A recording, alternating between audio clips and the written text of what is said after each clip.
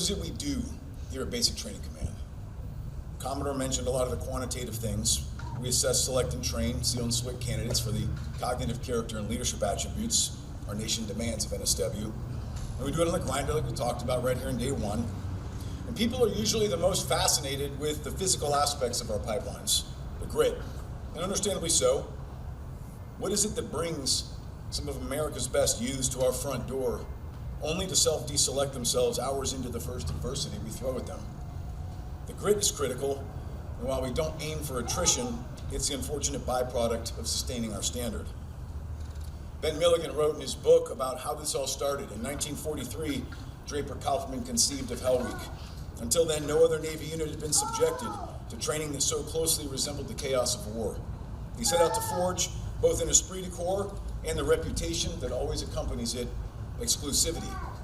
The cost associated with such a goal is attrition.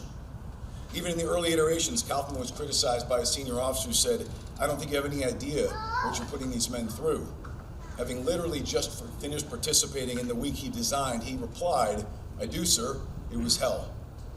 And so the bedrock of naval special warfare was born. The chaos of war.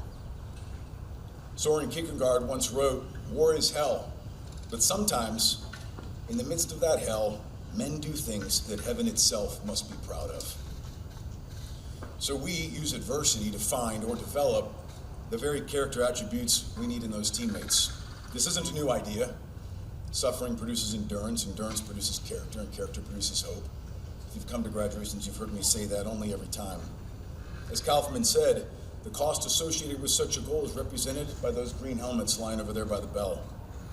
We aren't an efficient program, but we are reliably effective in producing SEALs and SWCCs that continue to live up to our previous generation's expectations.